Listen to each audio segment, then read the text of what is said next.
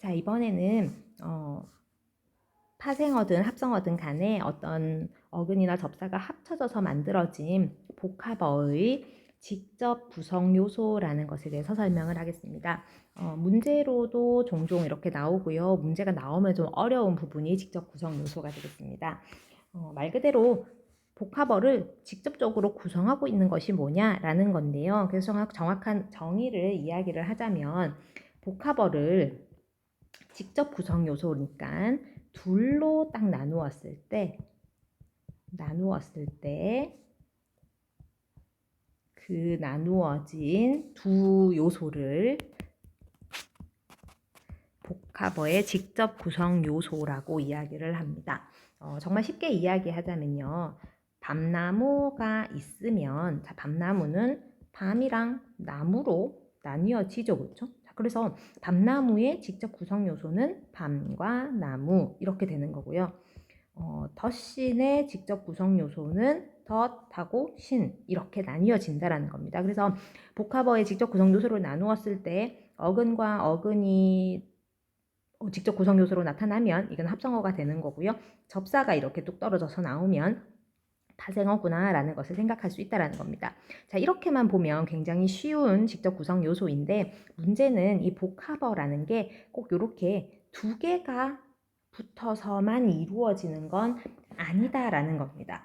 그래서 조금 어려운데요. 예를 들어서 선생님이 이런 단어를 여러분에게 주었다라고 생각해 보겠습니다.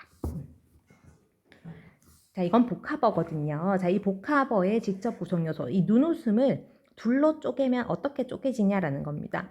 눈과 웃음일까요? 아니면 눈웃다와 음일까요?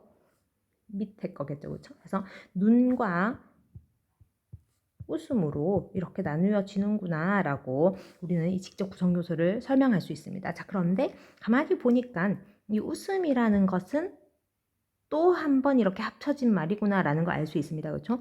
자, 웃음에서 그는 웃다의 웃이 되겠고요. 이라는 것은 명사, 파생, 전미사가 붙어 있는 이 웃음이라는 것 자체가 어근과 접사로 이루어지는 파생어구나 라는 걸 알 수가 있겠죠. 그렇죠? 자, 그러면 눈웃음이라는 것은 어근과 파생어가 붙어서 만들어진 합성어가 되는 거예요. 자, 그럴 때 이 눈웃음을 어떻게 설명하냐 하면 시험에서 직접 구성 요소, 눈웃음이죠. 직접 구성 요소 중 하나가 파생어인 합성어이다 라고 설명을 하는 겁니다. 말이 조금 어렵지만 둘로 이렇게 쪼갰을 때 직접 구성 요소 두 개 중에 한 개가 한 번 더 뭔가가 합쳐진, 그러니까 직접 구성 요소는 두 개지만 그 단어를 구성하고 있는 요소가 여러 개인 단어들이 나타날 수 있다는 겁니다. 자, 한 번만 더 다른 예를 가지고 설명을 해보도록 하겠습니다. 자, 이 말은 더 복잡하거든요.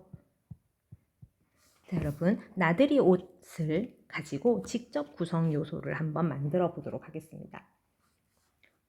어떻게 나누어야 될까요? 나들이와 옷으로 일단 나누어지겠죠, 그렇죠? 그러니까 나들이도 의미가 있는 말이고요. 옷도 의미가 있지 않습니까? 그래서 결국에 이 단어는 합성어에 들어갈 거예요.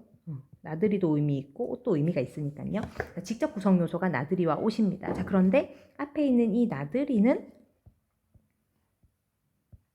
나들다에 이가 붙어서 명사가 된 파생어가 되겠죠, 그렇죠? 그런데 나들이의 나들은 나다, 들다 이 두 가지의 어근이 나오고 들어간다 뭐 이런 뜻입니다. 좀 왔다 갔다 한다라는 나다, 들다가 합쳐진 합성어가 되는 거예요. 그러니 이 단어는 사실 하나, 둘, 셋, 네 개의 구성 요소들을 가지고 만들어진 합성어가 됩니다. 하지만 직접 구성 요소를 찾으라고 얘기하면 정확하게 둘로만 쪼갰을 때 나뉘어지는 거니까 나들이와 옷이 되는 거죠. 그렇죠?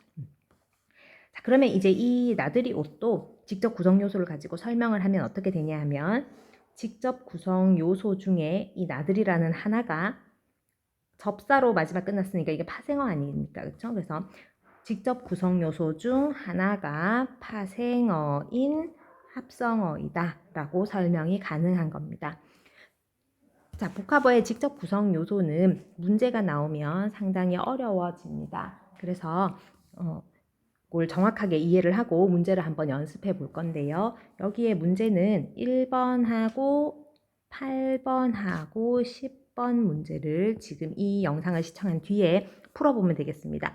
1번과 10번은 지금 설명한 직접 구성 요소에 대한 설명이고요.